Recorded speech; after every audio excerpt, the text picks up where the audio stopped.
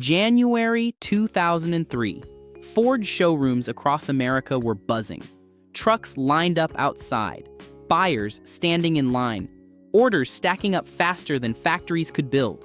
Because under the hood of the new Super Duty sat something that was supposed to change everything. A brand new diesel, more power, more torque, cleaner emissions, and built to dominate the heavy-duty market for the next decade, the 6.0 Powerstroke. On paper, it looked unstoppable. Ford marketing called it the future of diesel performance. Magazine reviews praised its refinement. The competition was worried. But what almost nobody knew was that this engine was already on a collision course with disaster.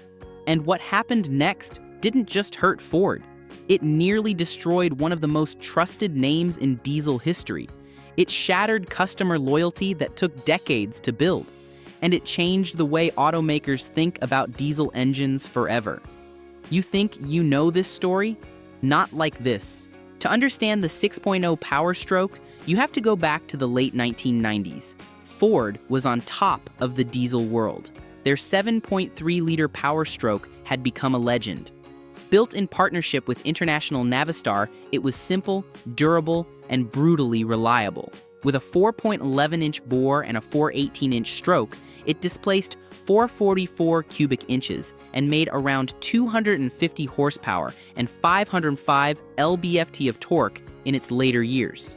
It wasn't the most advanced engine on the market, but it didn't need to be. It just worked, day after day, mile after mile, year after year. Million-mile durability wasn't a myth. It was expected. Truckers swore by it, farmers depended on it, contractors built their businesses around it.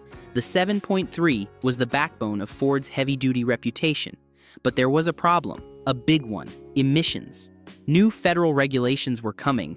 The EPA was getting serious. Stricter limits on NOx and particulate matter meant the old 7.3 couldn't survive. It was too dirty, too outdated, too simple for the new environmental standards. California was leading the charge, other states were following, and Ford had a choice: evolve or fall behind. They couldn't just update the 7.3.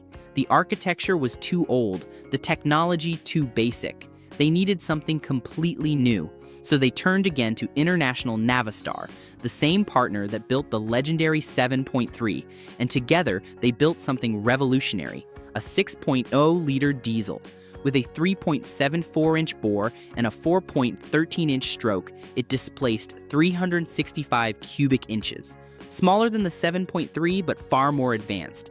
It featured a high-pressure oil system to drive the injectors, called HEUI, or hydraulically actuated electronically controlled unit injection, a variable geometry turbocharger that could adjust boost on the fly, an exhaust gas recirculation system, EGR, to reduce emissions, and a compression ratio of around 18.0.1. Stock, it made 325 horsepower and 560 lb-ft of torque.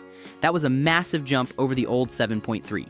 We're talking 75 more horsepower, 55 more lb-ft of torque, and all of it delivered smoother, faster, and cleaner.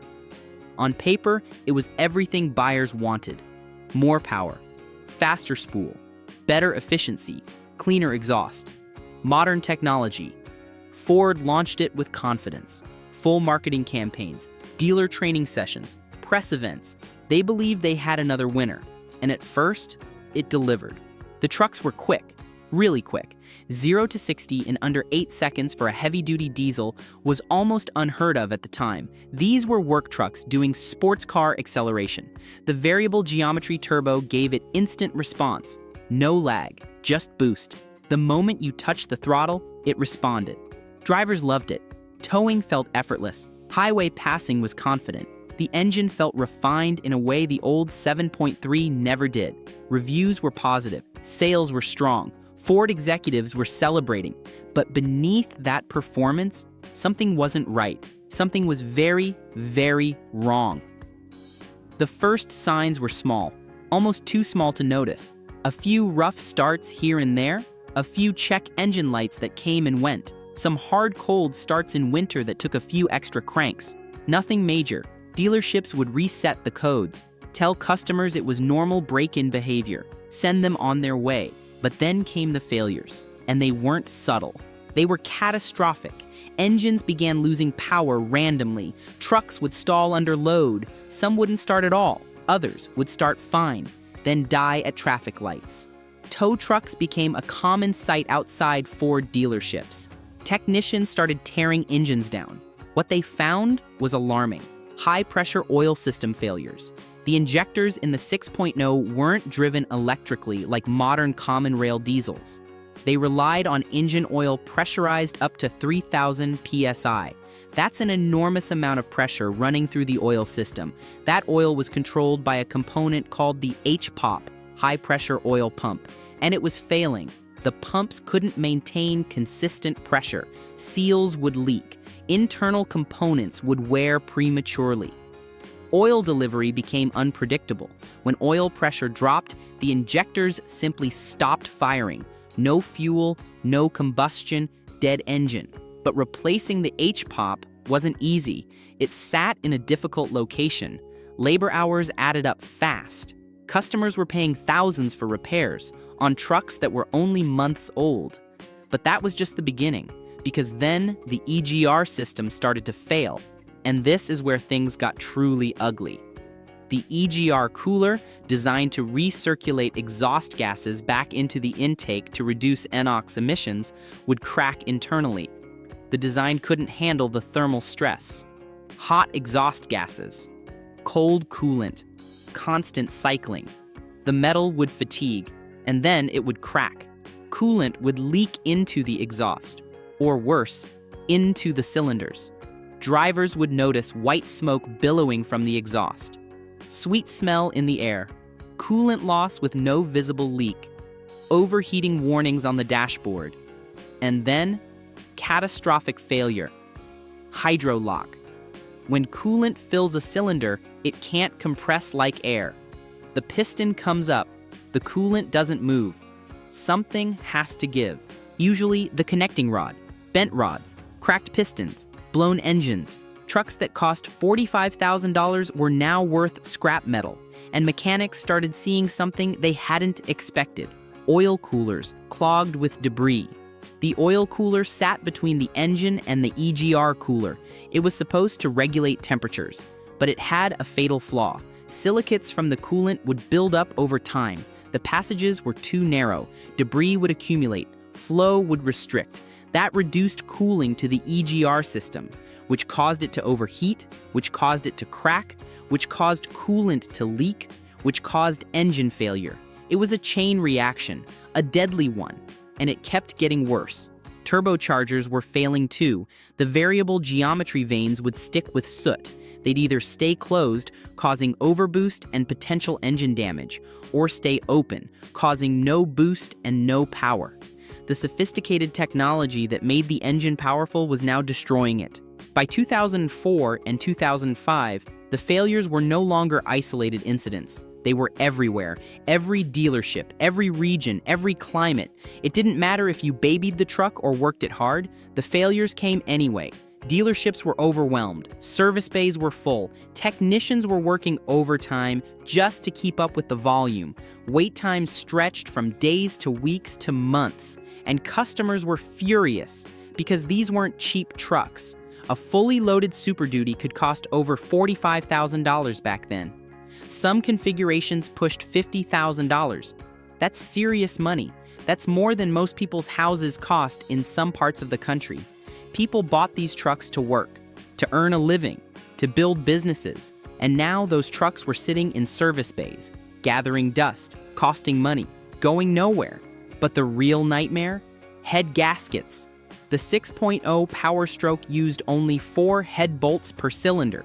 That might sound fine for a normal engine, but this wasn't a normal engine. Under high boost, sometimes over 25 psi from the variable geometry turbo, that wasn't enough clamping force. The heads would lift, just slightly. Microscopic movement, but enough to break the seal. Coolant would leak between the head and the block. Combustion pressure would spike in the cooling system, and the gaskets would fail. Technicians described it like this. You'd open the coolant reservoir, and it looked like a volcano. Bubbling, hissing, steam everywhere. Combustion gases pressurizing the cooling system. Engines overheating rapidly. Trucks shutting down on the highway with no warning. Families stranded. Workers losing jobs. Businesses failing. And then came the worst part. Fixing it wasn't easy. To replace the head gaskets properly, you often had to lift the entire cab off the truck. That's not an exaggeration. You had to disconnect everything. Unbolt the cab. Use a hoist to lift it completely off the frame, then access the engine from above. A massive job. 20 hours of labor minimum. Thousands of dollars just for the work. And even then, it still didn't guarantee it wouldn't happen again. Because if you put the same weak head bolts back in, the same failure would return. So what went wrong? How did an engine with so much promise turn into such a disaster? How did Ford and International, partners who built the legendary 7.3, create something so deeply flawed? The truth is, it wasn't just one problem, it was everything. The 6.0 Powerstroke was rushed. Ford needed it fast to meet emission standards. The EPA deadlines were firm. The 7.3 couldn't continue. There was no extension. International needed to deliver. They had contracts to fulfill, reputations to maintain, money on the line. And in that rush, corners were cut. Testing wasn't thorough enough. Real-world validation was limited. Long-term durability studies were shortened. Systems weren't fully proven before production began. The high-pressure oil system needed more development time. The EGR cooler design needed thermal analysis. The head bolt pattern needed reinforcement. But there wasn't time. The market was waiting. The competition wasn't sleeping. And the complexity of the engine was far beyond anything the 7.3 had ever attempted. High-pressure oil injection requiring precise tolerances. EGR systems with intricate coolers and valves, variable turbo vanes that could stick or clog with soot, electronic controls managing everything. It was all new. Revolutionary even, and it all had to work perfectly together. But it didn't. The systems fought each other. The tolerances were too tight, the materials weren't adequate, and then things got even worse, because behind the scenes, Ford and International were at war.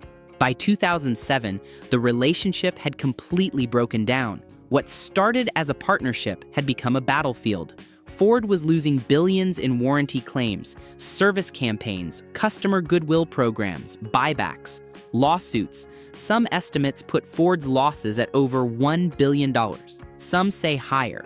The true number was never publicly confirmed. They blamed International for poor design, for inadequate engineering, for failing to deliver what was promised. International blamed Ford for pushing the engine too hard, for demanding unrealistic timelines, for forcing production before the design was ready, for specification changes mid-development. The situation escalated. Corporate meetings turned hostile. Executives stopped talking. Lawyers got involved. Ford sued Navistar for failing to deliver reliable engines. Navistar countersued over payment disputes and breach of contract. It was a full-blown corporate battle. Depositions, discovery, legal fees in the tens of millions. And customers were caught in the middle, still waiting for repairs, still paying for failures, still losing money. You can probably guess what happened next.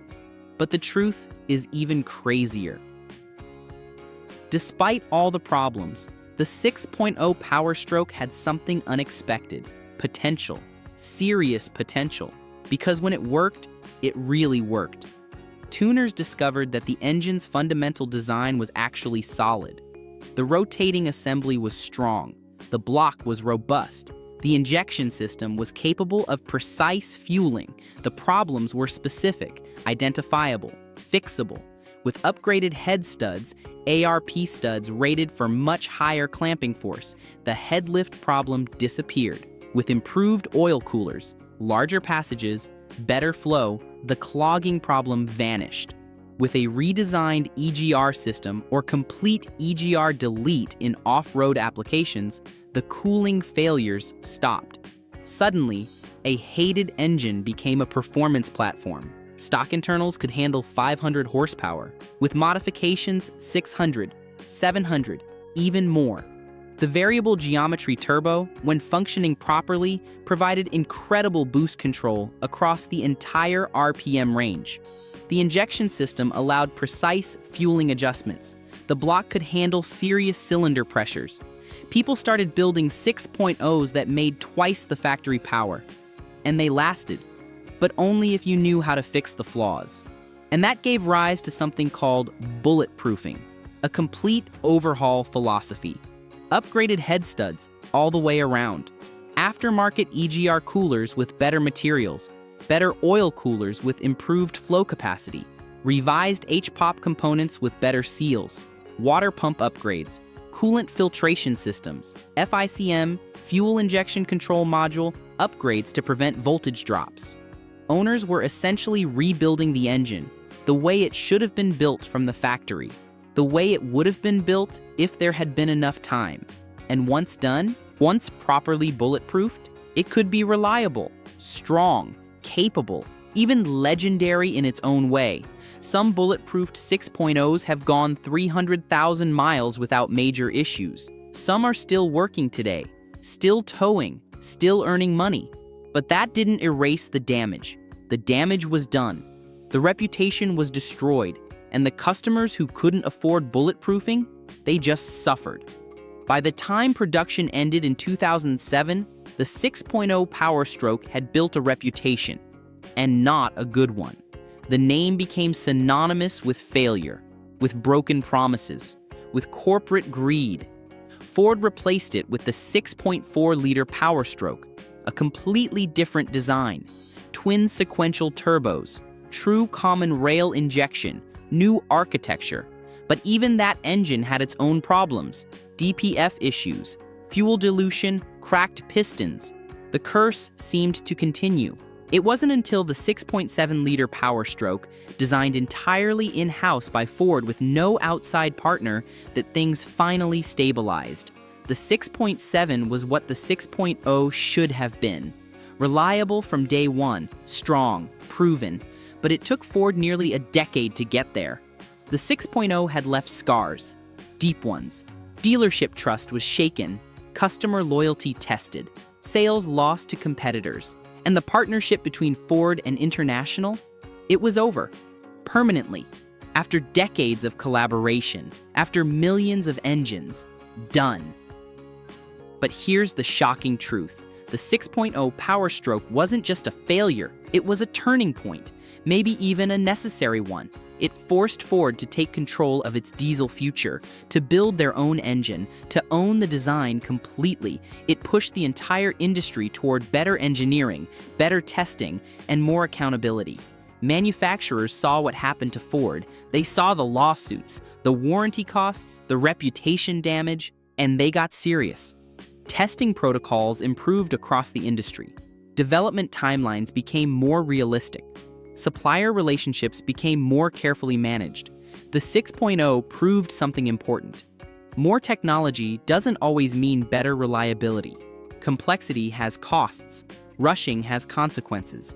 Because at the end of the day, an engine isn't judged by its specs.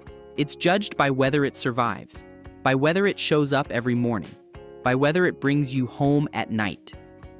The 6.0 Powerstroke had the numbers. 365 cubic inches, 325 horsepower, 560 lb-ft of torque, advanced systems, modern design, cutting-edge technology, but it also had weak head bolts, fragile cooling systems, complicated oil systems that couldn't maintain pressure, and one of the most expensive failure rates in diesel history. That's the part most people don't realize. It wasn't just flawed, it was unfinished. It was a prototype that went to production, and the customers paid the price. With their money, with their time, with their trust. Today, the 6.0 still exists. On the road, in shops, on forums, in Facebook groups. Some people hate it with a passion. They'll never forgive Ford, never forgive International, never touch another Powerstroke. Others swear by it, after fixing everything. They call their bulletproofed 6.0s the best diesels they've ever owned.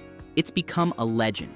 a complicated legend. Not because it was perfect, but because of how close it came and how badly it fell, because of what it could have been, and because of what it taught everyone who lived through it. In the end, this wasn't just the story of an engine. It was a story about pressure, deadlines, corporate conflict, partnerships pushed too far, and what happens when innovation moves faster than reliability. The 6.0 Powerstroke didn't just change Ford, it changed the entire diesel industry. It changed how manufacturers approach development.